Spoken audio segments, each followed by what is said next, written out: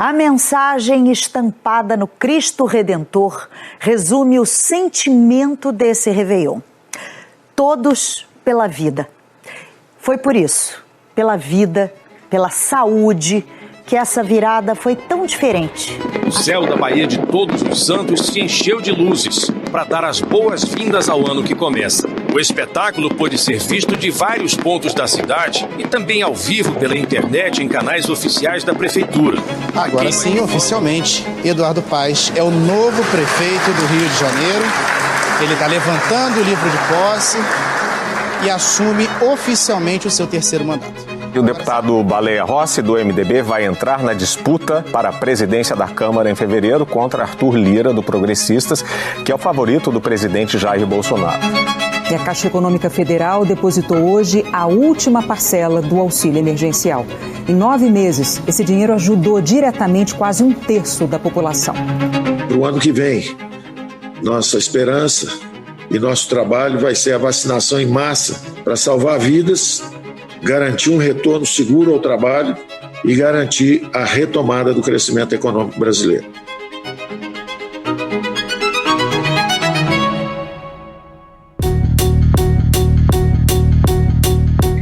Primeiro dia útil de 2021, um ano sem eleições, mas em que a política deve continuar no centro das atenções. O ano começa com uma disputa acirrada pelas presidências da Câmara e do Senado, o fim do auxílio emergencial e uma grande dúvida sobre o cronograma de vacinação contra a Covid, assuntos que vão pautar a agenda política do ano, né, Roberto Malchic? Pois é, Carolina Mourão, hoje 4 de janeiro, primeiro dia útil de um novo ano que mais uma vez é para lá de desafiador.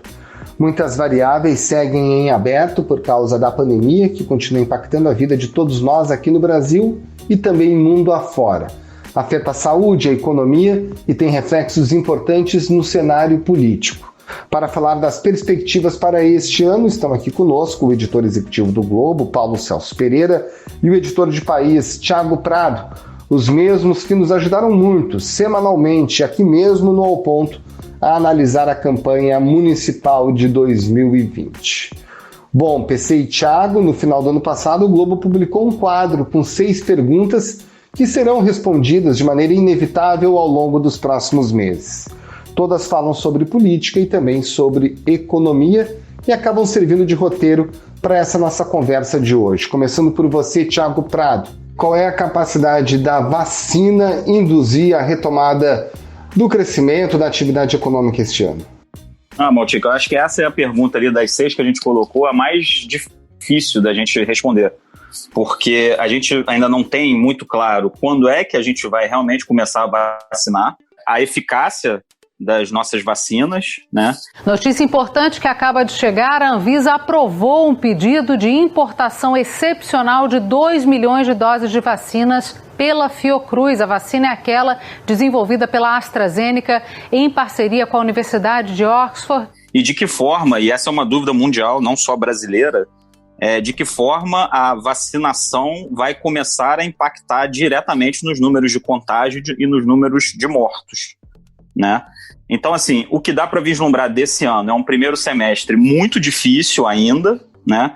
E eu imagino, não só Brasil como mundo, um segundo semestre bem melhor na atividade econômica, porque aí a gente já vai ter uma boa parte da população aí, de países desenvolvidos vacinada, e no caso do Brasil, meu otimismo é que na metade do ano a gente já tenha pelo menos as populações de risco, né, uma série de grupos já com vacinação. E aí eu acho que dá para vislumbrar ali um segundo semestre brasileiro parecido um pouco com o que foi o nosso mês ali de agosto, setembro e outubro, quando a gente teve quedas consideráveis, né, de índices e aumento da atividade econômica. Queria te ouvir também, Paulo Celso, e falando especificamente do impacto político, né? Até que ponto o presidente Jair Bolsonaro é afetado pelo sucesso ou não do programa de vacinação, o governador de São Paulo, João Dória, porque até agora parece que Bolsonaro está um pouco descolado, né, a popularidade dele do fracasso que a gente tem até agora em estabelecer um cronograma de vacinação, né? Eu acho que até o momento a gente tem a popularidade do presidente Bolsonaro descolada de qualquer questão envolvendo a Covid, né? A população majoritariamente não o responsabiliza pelo tamanho do fracasso do combate da Covid no Brasil. Eu acho que são muitas as hipóteses pelas quais isso pode estar ocorrendo, pelas quais isso ocorre. O presidente Jair Bolsonaro, desde o início, falava sobre um cenário econômico dramático que viria, quando ainda a preocupação era essencialmente sanitária, e esse cenário dramático econômico acabou vindo. Ao mesmo tempo, ele fez, com o Congresso, claro, mas no fim das contas é o Poder Executivo que leva os louros, o auxílio emergencial, e eu acho que acaba que o fato hoje, e a gente viu isso em pesquisa, é que a população não o responsabiliza majoritariamente pelo fracasso nesse combate. Eu acho que a vacina abre uma nova questão que tem relação com a própria economia, que é, quanto antes, independente da gente não saber hoje qual é o nível de eficácia, quanto tempo vai se demorar para ter uma imunidade de rebanho, em quanto tempo as pessoas vão poder normalizar a sua vida, eu tenho poucas dúvidas de que a vacina é a melhor alternativa que existe sobre a mesa, né, para essa retomada econômica real, ampla.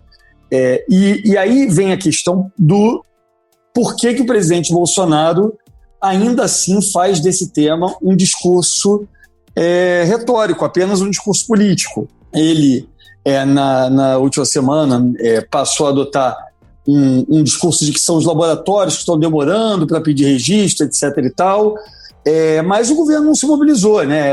Enquanto o governador João Dória conseguiu, de fato, se movimentar e trabalhar com a Sinovac, o governo federal firmou uma parceria com a AstraZeneca, mas ficou muito a reboque do processo externo, o presidente desincentivando as pessoas de tomar vacina, e a gente sabe que a economia só vai poder voltar quando houver um nível de imunidade amplo na sociedade. Eu não vou tomar.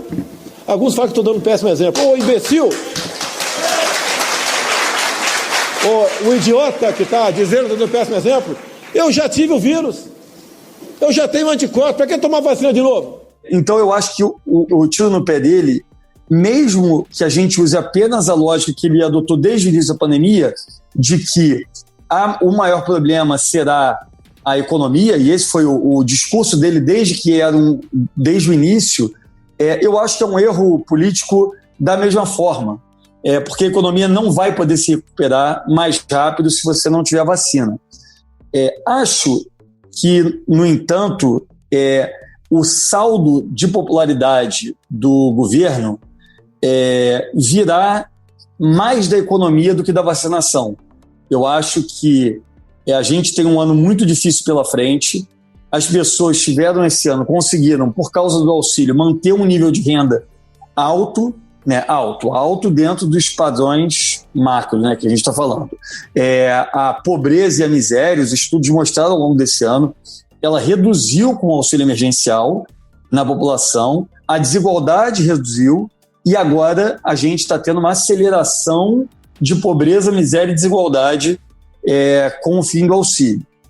Qual vai ser o tamanho do desemprego, qual vai ser o tamanho da perda de renda, eu acho que são as questões-chave para a gente saber o que será do governo Bolsonaro a partir deste ano.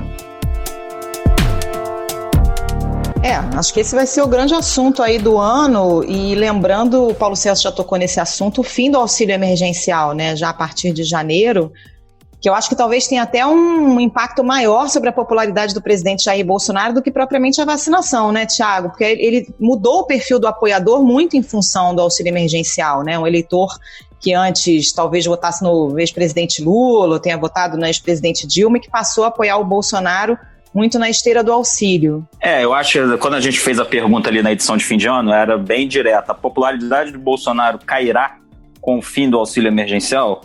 E aí eu vou dar aqui o meu pitaco, vou dar a cara a tapa. Depois, no fim de dezembro, a gente cobra as respostas. Eu acho que sim, cairá. Mas a questão é se ela despencará. E aí eu acho que não. E aí eu vou dar aqui o que eu acho como o meu elemento aqui para esse raciocínio. Então, a gente teve ali o pior momento do Bolsonaro nesse ano que passou, ali por volta do meio do ano, quando o auxílio ainda não existia, e estava tendo uma série de crises políticas e etc. Então a economia já ia um pouco mal, a crise política era gigantesca, houve a prisão do Fabrício Queiroz, e o Bolsonaro em nenhum momento de 2020 desceu ali de um patamar, aí vai variar de acordo com o Instituto de Pesquisa, mas ele jamais desceu de 25%, mais ou menos, de ótimo e bom. Em junho do ano passado, 32% dos brasileiros avaliavam o governo como ótimo ou bom. Em setembro do ano passado, 31%. Em dezembro de 2019, 29%. Em setembro deste ano, foi para 40% e agora caiu para 35%. Então, eu acho que o presidente, ele conseguiu criar uma base de apoio muito forte na sociedade, a despeito de um problema econômico, de uma crise política. Ele é uma figura muito forte ali. Isso que você falou, Carol, da mudança ali de apoio do eleitor do Bolsonaro, eu fui ver aí a última pesquisa divulgada aí sobre a popularidade do Bolsonaro. O que aconteceu, na verdade, é que ele cresceu ali no eleitor, né, de baixa renda, mas o que aconteceu com o eleitor de alta renda, né, quando a gente diz alta renda, na verdade, acima de 10 salários mínimos, o que aconteceu foi uma migração do regular para o ruim e péssimo muito grande. Assim. O Bolsonaro ainda mantém ali um apoio considerável de ótimo e bom, mesmo num eleitor de maior renda. Assim. Então, ele está, nesse momento, de forma bastante homogênea no eleitorado. Assim. O que pode acontecer, e aí por isso é que eu acho que o fim do auxílio vai acabar fazendo com que ele perca um pouco esse eleitor que ele conquistou aí, mas ele ainda tem uma base de sustentação muito forte na sociedade. Tem até uma conversa aí no Senado, na Câmara de Deputados lá em Brasília, mas o ministro da Economia, Paulo Guedes, diz que a última parcela é agora, não vai ter mais auxílio emergencial no ano que vem. Bom, PC, o auxílio emergencial terminou. Agora o presidente certamente segue pensando em ações para se manter popular.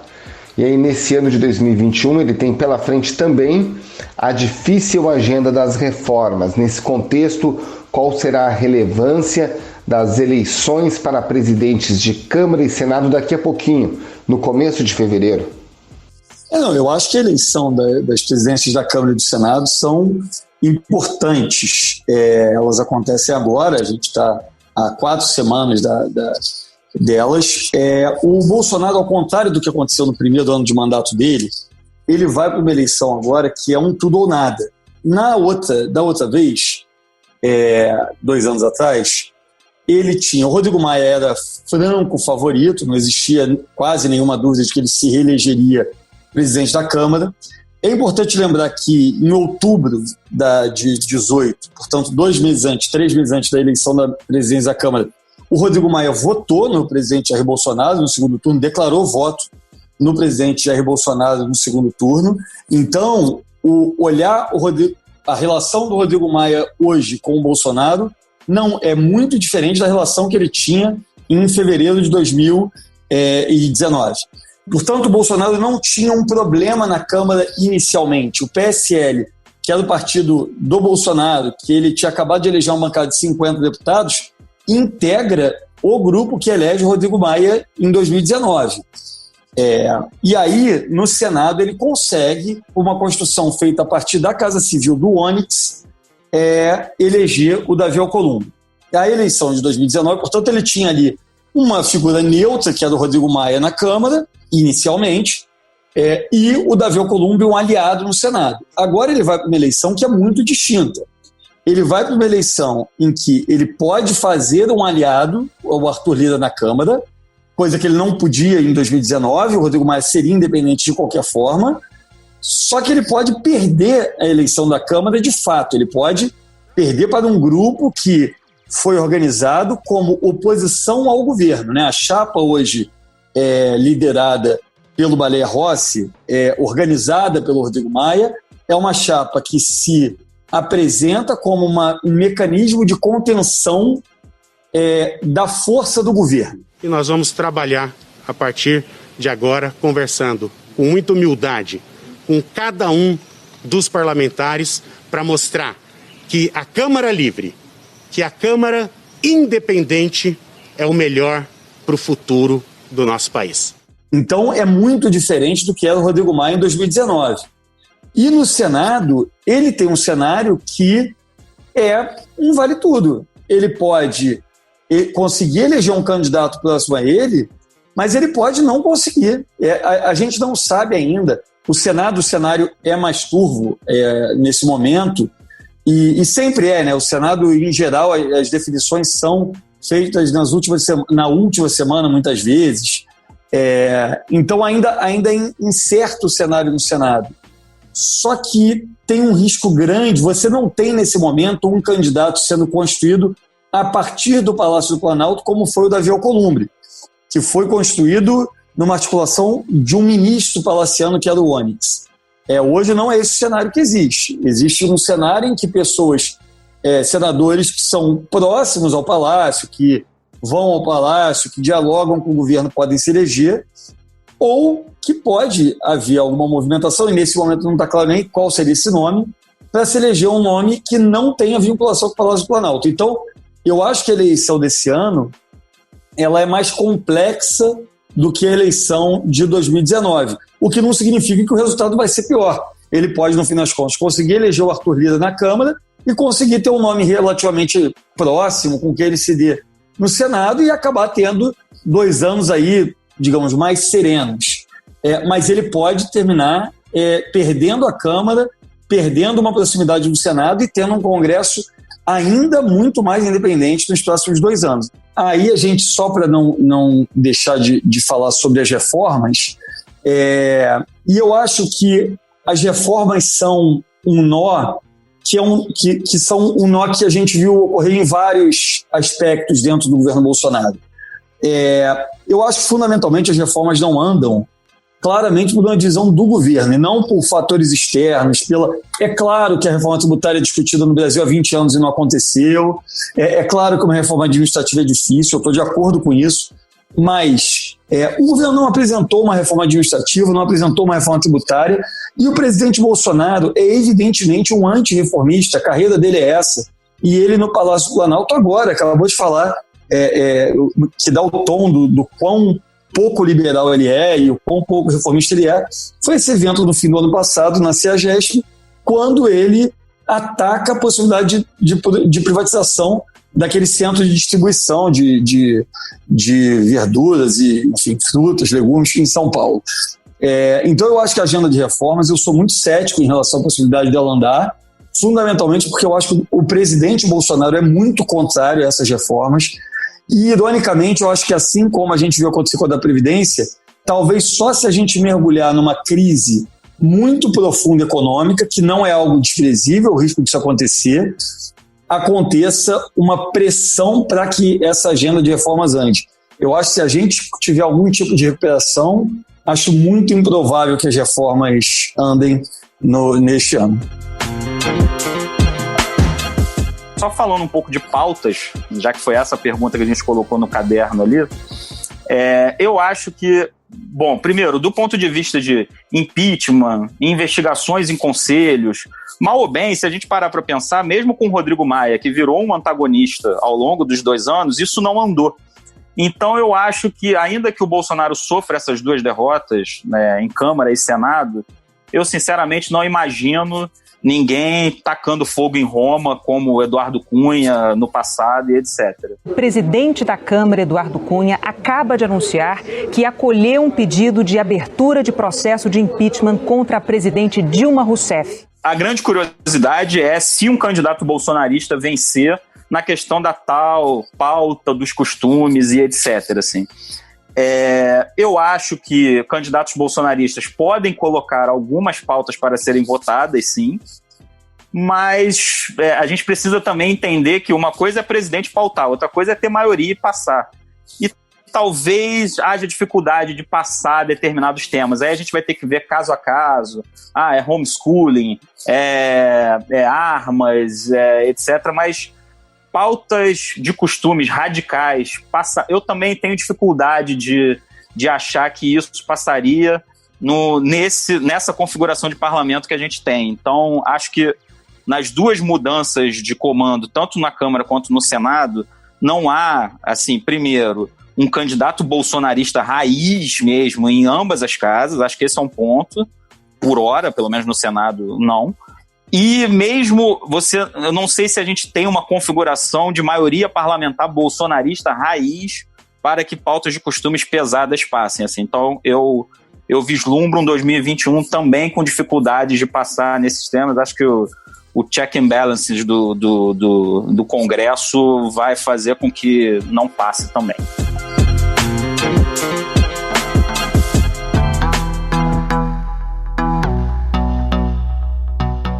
Agora, deixa eu aproveitar esse gancho aí da eleição na Câmara e no Senado para já jogar a discussão para 2022. Até que ponto essa disputa na Câmara e no Senado já é um ensaio do que a gente vai ver para 22, né? Porque o Rodrigo Maia claramente está tentando se colocar a eleição como todos contra o candidato de Bolsonaro, formar um arco amplo. Já elevou o tom, né, nesse fim de 2020 contra o presidente Jair Bolsonaro, numa tentativa de marcar um certo descolamento, e certamente o DEM vai ser peça-chave na construção dessa possível candidatura de centro, né? O que a gente pode esperar nesse campo, Paulo Celso? Eu acho, Carol, que o que o Rodrigo Maia, nessa articulação que ele fez, ele mostra que num cenário de polarização em relação ao Bolsonaro, você pode, ao contrário do que aconteceu em 2018, eu acho que um cenário de segundo turno hoje, caso o presidente Bolsonaro, claro, esteja nesse segundo turno, tende a haver com mais facilidade uma união de quem não é bolsonarista, né? Eu acho que isso hoje parece mais claro. No entanto, eu acho muito difícil no Brasil uma união ampla em primeiro turno, falando assim objetivamente sobre 22. Acho que nem na esquerda a gente vai ver uma união de fato ampla em primeiro turno. Tem vários fatores, acho que um deles é o nosso... Claro, o primeiro é o número de partidos políticos que a gente tem. O outro, o fato de não ter hoje um nome que seja claramente dominante dentro da oposição, ou pelo menos nomes que sejam claramente dominantes. O PT avalia que tem bons nomes, o PDT avalia que o Ciro é um bom nome, o PSDB tem o Dória, o DEM tem Mandetta, Semineto. Você tem muitos nomes e, portanto, você não tem nenhum nome dominante. Eu acho que essa união que está havendo na Câmara, ela projeta um cenário de segundo turno, mas eu acho que para primeiro turno ainda a gente provavelmente vai ter vários candidatos, até porque muita gente acha que pode se viabilizar. O Ministério Público do Rio acusa Flávio Bolsonaro, Fabrício Queiroz e outros 15 investigados de participar do esquema de corrupção conhecido como Rachadinha.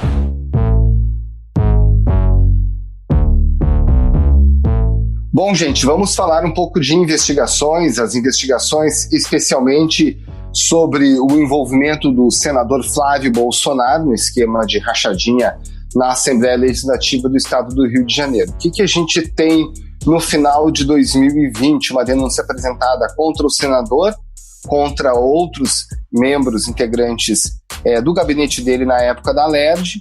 Agora, esses processos não têm tempo para terminar e a pergunta que fica, o quanto que isso pode prejudicar, de alguma forma enfraquecer a posição política do presidente ao longo de 2021, Thiago? Eu acho que vai depender muito, né? Essas investigações estão todas correndo no Rio de Janeiro.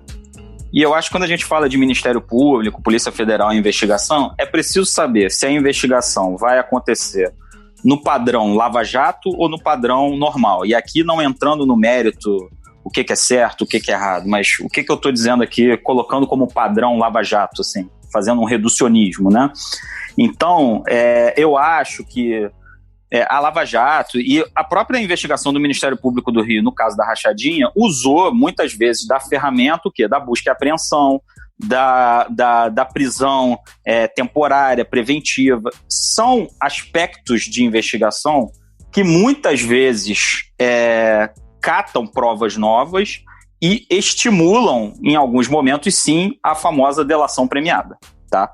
Então, eu acho o seguinte, se nesses 3 casos aqui que a gente citou na matéria aí do fim do ano, né, investigação envolvendo Carlos Bolsonaro, investigação envolvendo Eduardo Bolsonaro, investigação envolvendo o próprio Flávio, se o percurso for o devido processo legal, como alguns advogados gostam de ressaltar, né, sem esse tipo de coisa mais espetaculosa e etc., eu acho que são investigações que vão correr como correm com vários políticos, né, na Câmara, no Senado. Arthur Lira, por exemplo, né? O Arthur Lira está concorrendo aí à presidência da Câmara com uma penca de investigações acontecendo em cima dele. Na denúncia de 2018, a então procuradora Raquel Dodge afirmou que Arthur Lira liderou um esquema que envolveu empréstimos fraudulentos e a chamada rachadinha. Só que são investigações que vão correndo ali normalmente, que ninguém está acompanhando, etc. Outra coisa é se tiver busca e apreensão, prisão temporária e preventiva de um aliado e etc. Então,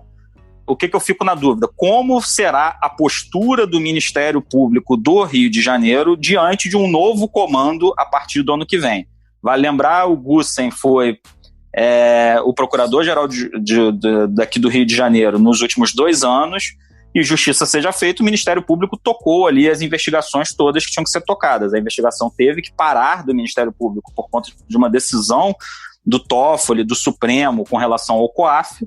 Quando voltou, a investigação do Ministério Público em cima da rachadinha, ela é bem robusta, com vários elementos e etc. E ela usou desses artifícios, né, desses mecanismos, né, de busca e apreensão, de prisão preventiva do próprio Queiroz. Vale lembrar, quando o Queiroz ficou preso ali num determinado momento, todo mundo começou a especular. Será que ele vai falar? Será que vai ter delação premiada? Foi quando veio a tal revelação dos R$89 mil, a pergunta clássica do ano passado para o presidente Bolsonaro: por que raios Fabrício Queiroz depositou R$89 mil na conta da Michele Bolsonaro e etc. Vamos visitar a nossa feirinha da cadeira. Presidente, vontade de encher tua boca com a porrada, tá?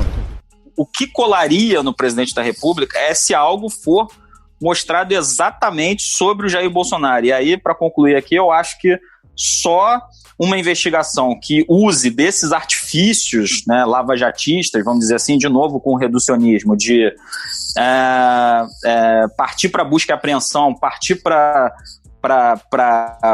esse repertório de investigação, que eu acho que pode achar mais alguma coisa. E aí a gente precisa ver quem vai assumir o Ministério Público no próximo ano. Então, existe uma votação já feita, o candidato bolsonarista ali não ficou, né, o candidato que, inclusive, né, o procurador, né, apareceu nas redes em vários momentos, com fotos, com a família Bolsonaro, etc., ele não ficou entre os 3 primeiros. Agora, o Cláudio Castro, nosso governador aqui do Rio de Janeiro, até agora não disse claramente quem ele vai nomear e já até especulou, caso algum dos 3 primeiros colocados não queira, etc., ser nomeado, que ele poderia sair da lista tríplice e tal.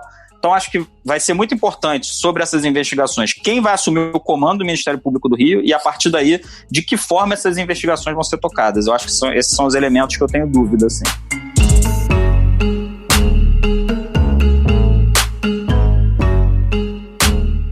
A Embaixada da China repudiou uma publicação do deputado Eduardo Bolsonaro nas redes sociais em que ele apoia projeto dos Estados Unidos e se afasta de tecnologia chinesa para o 5G. Mas vocês acham que os filhos do presidente vão continuar tendo o mesmo espaço que tiveram aí nos últimos anos? O Carlos tocando as redes sociais e fazendo aqueles posts muitas vezes ininteligíveis, o Eduardo dando pitaco sobre política externa. O que a gente pode esperar, PC? Eu acho que sim, né? Mas é meio imprevisível, na verdade. O Carlos, especificamente, ele é o líder da agenda mais ideológica do bolsonarismo, né? Ele e o Eduardo, em campos ligeiramente distintos, mas de formas, na verdade, ligeiramente distintas. Mas então eles têm ali um papel de animador da militância, de reverberarem ali essa agenda misto de conservadora, negacionista, é um misto de um monte de coisa ali, essa agenda mais ideológica, digamos assim, do presidente. O Flávio acabou que havia uma expectativa, quando o presidente foi eleito, que ele se tornasse o grande líder político do grupo, e o caso Queiroz acaba sepultando essa hipótese, né? Ele era quem mais se dava, mais construía pontes, e o caso Queiroz sepulta essa hipótese. Eu acho só que essa questão dos casos de corrupção envolvendo o filho dele, eu acho que sempre tem uma pergunta que está por trás, que é, ou talvez pela frente, que é o quanto isso impacta a imagem do governo, a popularidade do governo. E eu acho que, assim, de um lado, o presidente, ao contrário de outros casos, né, em geral, quando os líderes são confrontados com pessoas muito próximas suas envolvidas em casos de corrupção, elas tentam se afastar, né, meio que entregam, jogam os leões, e não acho que o presidente vá ou possa fazer isso em relação aos filhos. Não acho que ele tem interesse, acho que o presidente Bolsonaro, a família está à frente de qualquer outra questão, mas, ao mesmo tempo, eu acho que os fatores que impactam a popularidade dos governos, eles só circunstancialmente se relacionam com os casos de corrupção. Se a gente pegar o caso do Mensalão, que eu acho que foi o primeiro caso enorme, emblemático, né, de um julgamento que coloca na cadeia um monte de ex-ministro, presidente da Câmara, muitos políticos muito relevantes, todos do núcleo mais próximo do presidente Lula, e o impacto disso sobre a popularidade ou sobre a elegibilidade do PT a nível federal foi... Não houve concretamente, é claro que teve algum impacto, mas o caso do Mensalão surge em 2005, o Lula se reelege em 2006, o Supremo aceita a denúncia já no segundo governo Lula, em 2007, o Lula elege a Dilma em 2010, o Supremo condena todo mundo em 2012, em 2013 coloca todo mundo na cadeia, Zé Dirceu, João Paulo Cunha, enfim, todos os envolvidos, Delúbio, Genuíno, e no fim das contas a Dilma se reelege em 2014, já com Lava Jato nas ruas. Então, eu acho que claro que é muito importante a gente acompanhar o caso, antes de mais nada, para saber o que de fato houve ali. O caso da rachadinha é um escândalo, é muito grave. Os elementos que o Ministério Público mostrou até agora parecem muito sólidos, e os agentes públicos envolvidos, notadamente o Flávio Bolsonaro, precisam responder por isso. Só que saber, a partir disso, qual vai ser o impacto que isso vai ter na popularidade do presidente Jair Bolsonaro, eu acho que é muito difícil cravar que o presidente vai sofrer um desgaste de imagem muito grande caso esses processos evoluam. Pode sofrer, mas eu acho que pode não sofrer. Eu acho que até agora, inclusive, o que a gente vê é que não sofreu um impacto relevante de imagem a partir das investigações muito sólidas que apareceram até agora.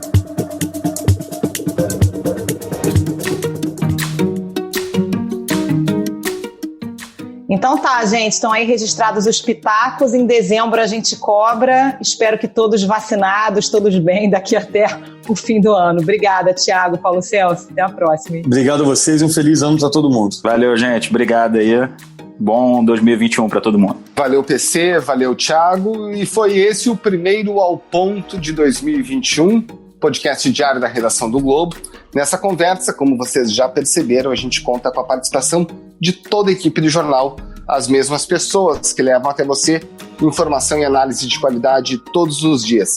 Quer saber mais? Assine o Globo. Acesse assineglobo.com.br e confira todas as notícias e reportagens especiais, lembrando que o conteúdo de combate ao coronavírus está aberto, não é necessário ser assinante. A edição é do João Guilherme Lacerda. Até mais. Tchau, feliz 2021 para todo mundo.